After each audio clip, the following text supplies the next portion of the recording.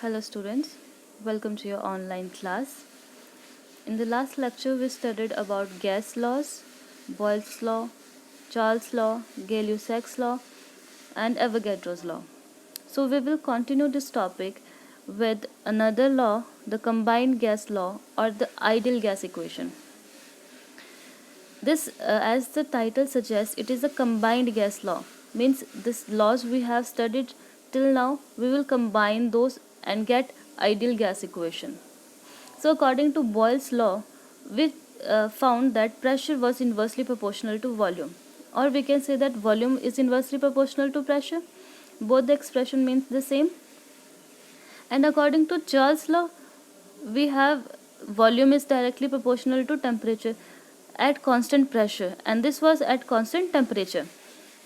According to Avogadro's law, we found that volume was inversely proportional to amount or the number of moles of gas. Now on combining these three equations, we get volume is inversely proportional to NTP, NT upon P. This NT upon P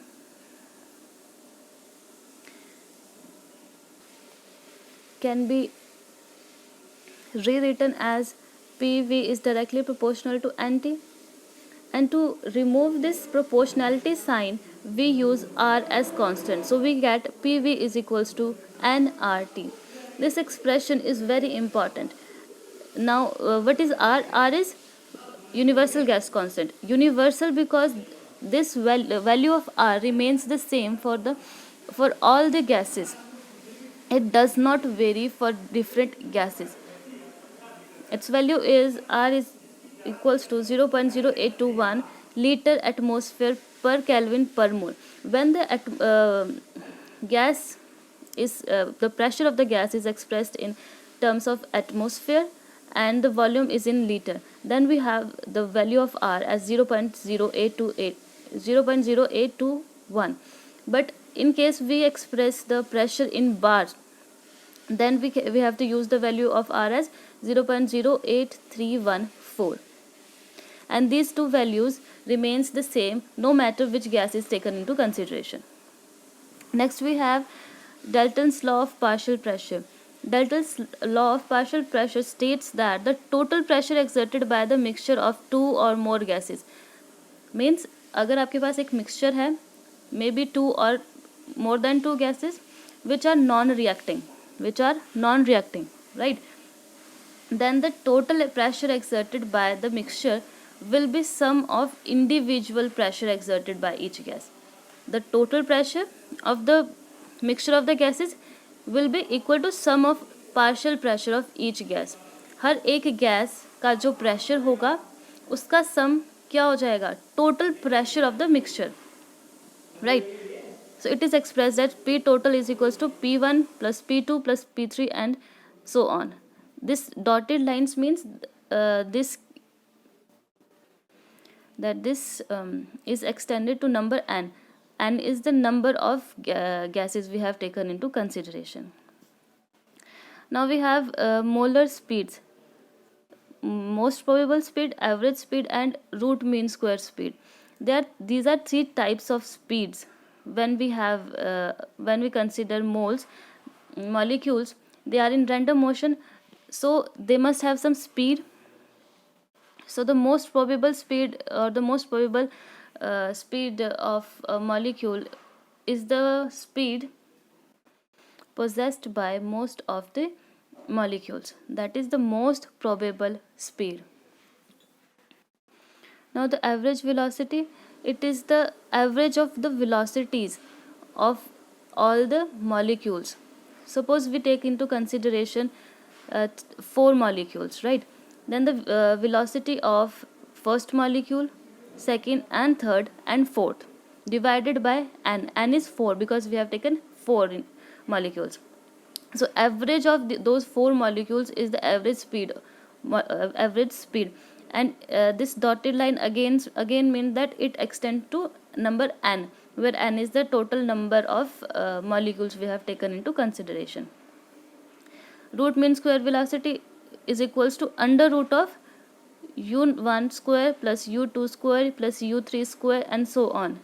so on means कि जितने हमने उसमें consider करे होंगे. हमने 4 molecule करे हैं, 4 molecule, 5, 6, 7, 8 कि जितने भी कंसिडर करेंगे. N is that number. 4, 5, 6, 7 जितने कंसिडर करेंगे, एन इज़ दैट नंबर.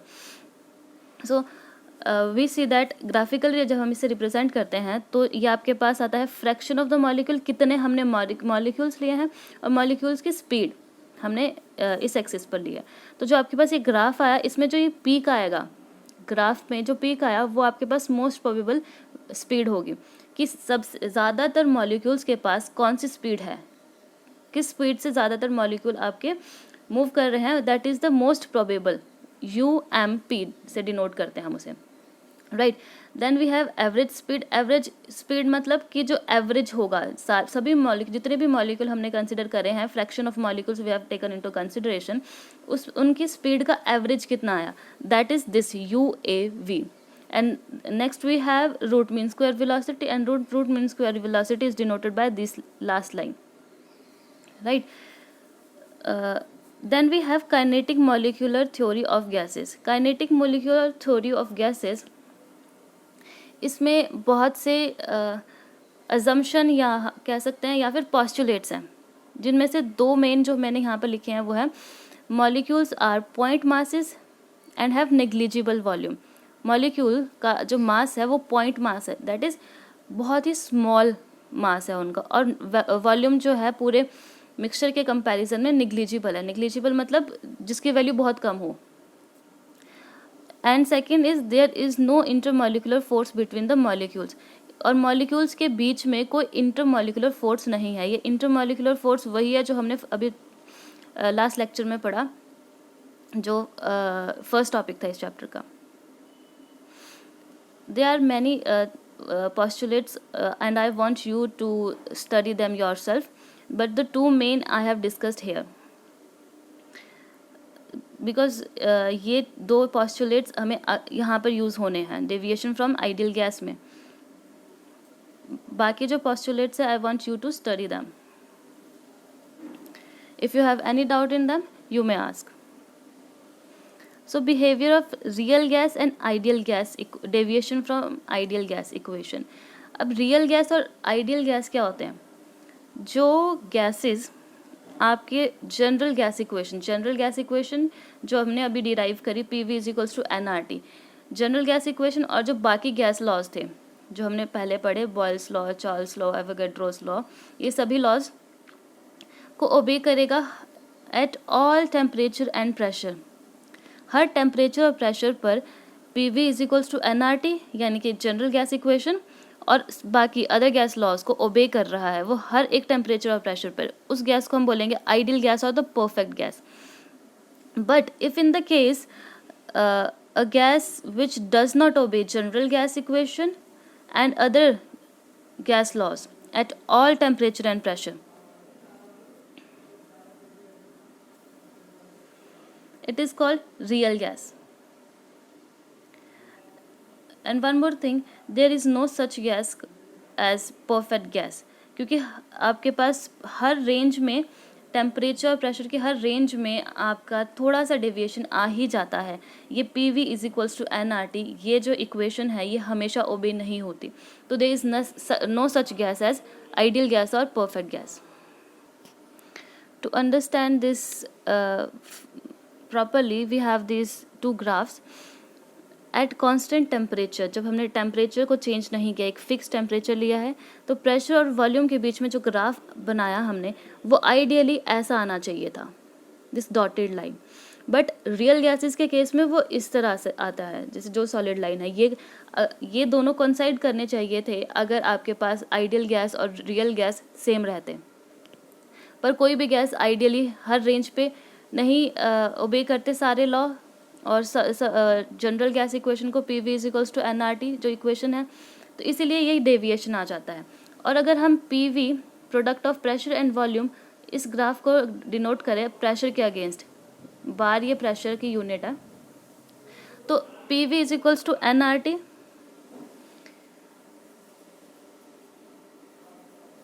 और N आपके पास नंबर ऑफ मोल्स हैं. तो अगर आपके पास ये number of moles number of moles हम 1 कंसिडर कर ले तो P V is equals to R T, right. तो अगर पी और वी का हम देखें यहाँ पर पी और वी, आर और टी हमने क्या लिया है, कांस्टेंट, यहाँ पर लिखा था हमने एट कांस्टेंट टेम्परेचर, और आर तो है ही कांस्टेंट, तो ये पी वी का प्रोडक्ट क्या आना चाहिए, कांस्टेंट, राइट। तो अगर हम पी वी को पी के अगेंस्ट यानी प्रेशर के अगेंस्ट इसका ग्राफ ड्रॉ करें तो ये कांस्टेंट स्ट्रेट लाइन आनी चाहिए थी, क्योंकि कांस्टेंट है ये, राइट।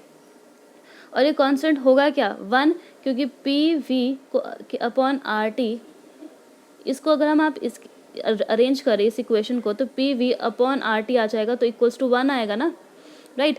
तो इसलिए ये ग्राफ में this dotted line should be straight and the starting point should be 1, तो इसकी वैल्यू यानी कि 1 रहनी चाहिए। ये होगा आइडियल केस में, but this is not the case when we practically take a gas.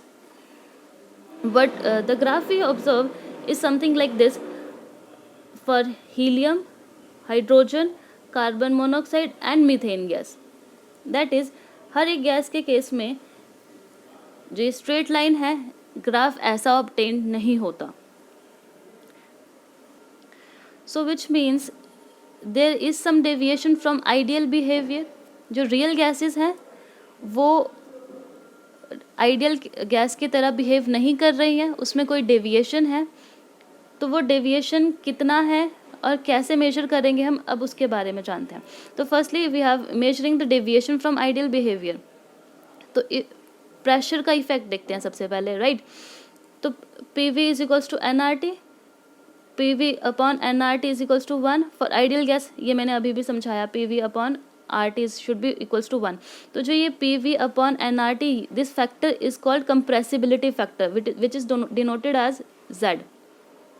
This compressibility factor should be 1 for ideal gases. It should be equal to 1 for ideal gases. But for real gases, PV is never equal to nRT. If Z is less than 1, that is negative deviation. Negative deviation का मतलब क्या होगा, gas is more compressible than as expected from the ideal behaviour.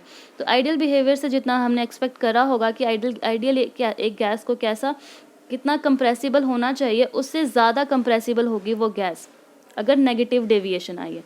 And similarly if the Z compressibility factor is positive, then the gas is less compressible than expected from ideal behavior. Now look at this graph. We have hydrogen and helium, right?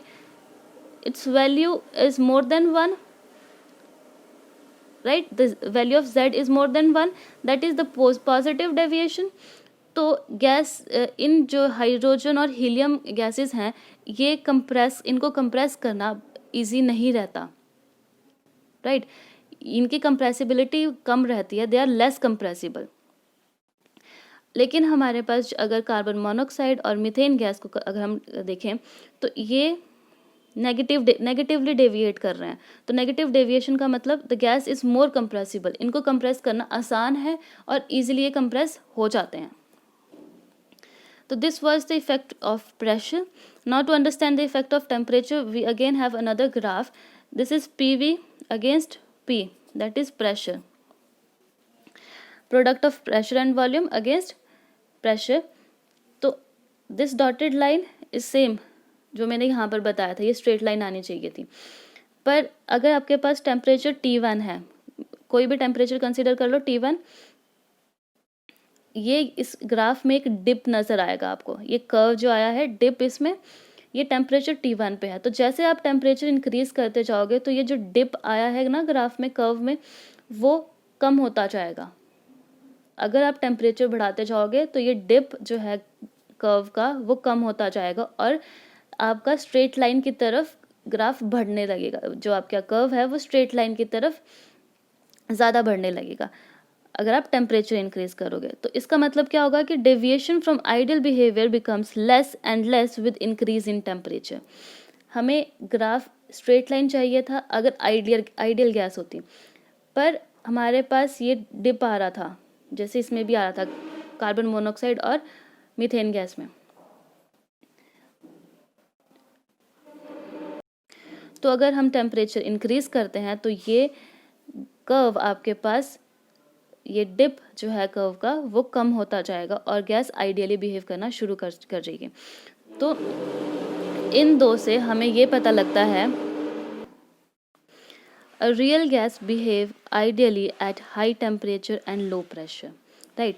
अगर pressure आपके पास कम है, ये excess pressure की है, अगर आपके पास pressure इस तरफ इंक्रीज कर रहा है, तो अगर प्रेशर कम है, जब आपके पास ये ग्राफ का इनिशियल पॉइंट देखो, जहाँ अगर प्रेशर कम है यानी कि इस साइड पर प्रेशर कम है, तो जो ये कर्व है ये 1 की तरफ बढ़ना शुरू कर रहा है, it is more near to 1। और जैसे प्रेशर बढ़ता जा रहा है तो ये 1 से डेविएट कर रहा है, या तो इस तरफ जा रहा है या फिर डिप लेके फिर इंक्रीज कर रहा है। तो अगर प्रेशर कम होगा तो it is more towards 1। And again temperature के केस में अगर आपके पास टेम्परेचर कम है तो डेविएशन ज़्यादा है, अगर टेम्परेचर बढ़ा दिया जाए तो डेविएशन कम हो रही है। तो कोई भी गैस, कोई भी रियल गैस आइडियली दो कंडीशन पे बिहेव कर सकती है, या तो टेम्परेचर हाई हो या प्रेशर लो हो। तो at high temperature and low pressure real gases जो है वो आइडियली बिहेव करना स्टार्ट कर देती हैं। सो अब जब डेविएशन आई है, because of this deviation from ideal behaviour, there was a strong need to correct the equation PV equals to nRT. There was a strong need to correct this statement, and this expression, this pressure and volume, these variables were corrected. According to kinetic molecular theory, हमने ये देखा कि जो molecule है उनका मास बहुत छोटा है और उनका वॉल्यूम कंपेयर करा अगर पूरे मिक्सचर से तो वो बहुत कम है। That is the mass of the molecule is point size and volume is negligible. And second postulate was कि इंटरमॉलिक्यूलर फोर्सेस जो हैं वो भी नहीं है, there is no intermolecular forces between the molecules. तो अब इन दोनों पोस्टुलेट को ही करेक्शन में यूज़ किया गया। ये दोनों पोस्टुलेट ही गलत माने गए, क्योंकि अगर आपके पास इंटरमॉलिक्यूलर फोर्सेस नहीं होती तो गैसेस को लिक्विफाई ही नहीं किया जा सकता था। लेकिन we have seen that there are many gases which are easily compressible and liquefied. So जो पोस्टुलेट कहता है कि there is no intermolecular forces, that is wrong. And secondly volume भी उनका आप निग्लिजिबल नहीं कंसिडर कर सकते as compare to the total volume of the gas. So firstly we have correction due to the volume. B dash is the correction term. ये हमने एक correction term लिया जो अपने वॉल्यूम में करेक्ट करा इस इक्वेशन की वॉल्यूम में। तो अगर 1 मोल के लिए हमने करेक्टेड वॉल्यूम लिया V माइनस बी, तो n नंबर ऑफ मोल्स के लिए हो जाएगा V minus N B, right. This is equation 1। और अगर हम इंटरमॉलिक्यूलर फोर्सेस में जब हमने करेक्शन करी, then we have P dash as the correction term, and P dash is equals to A upon V square for one molecule, and for n number of molecules we have A n square upon V square. ये हमने correction term pressure में add करी, we get equation 2। First equation और second equation को हम equation P V is equals to N R T में रख सकते हैं, पी और वी की value. Then we get this equation P plus A N square upon V square into V minus N B is equals to N R T. This is the corrected ideal gas equation और van der वाल equation. The correction was made because we saw that no gases behave ideally at all the ranges of temperature and pressure. So this PV is equals to nRT. This equation was not applicable to all the gases. तो उस deviation को, एक deviation आया हर gas में, सभी gases ideally नहीं behave कर रही थी, डेविएशन आया, उस डेविएशन की वजह से हमें इस इक्वेशन में करेक्शन करनी पड़ी, and the corrected equation is this one. And also A and B are called van der Waals constants. A denotes measure the force of attraction between the molecules. तो molecules के बीच में जो force of attraction है वो आप वो ए signify करता है and b signifies the incompressible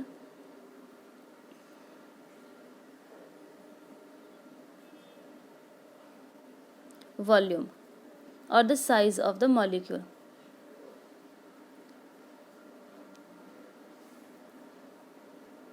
हमने करेक्शन इंटरमॉलिक्यूलर फोर्स और वॉल्यूम के बेसिस पर ही करी थी इस इक्वेशन में. तो इसीलिए जो ये constant van der Waals constant a और बी आए हैं. A denotes the force of attraction between the molecules and b the incompressible volume of the molecule, या जिसे हम कह सकते हैं कि साइज ऑफ द मॉलिक्यूल. तो इसीलिए ये दोनों टर्म्स भी इसमें इंक्लूड करिए. Also remember that this equation is also called the real gas equation. PV is equals to nRT is the ideal gas equation, and this is the van der Waals equation or the real gas equation. With this, your topic is complete, and if you have any query, you may ask.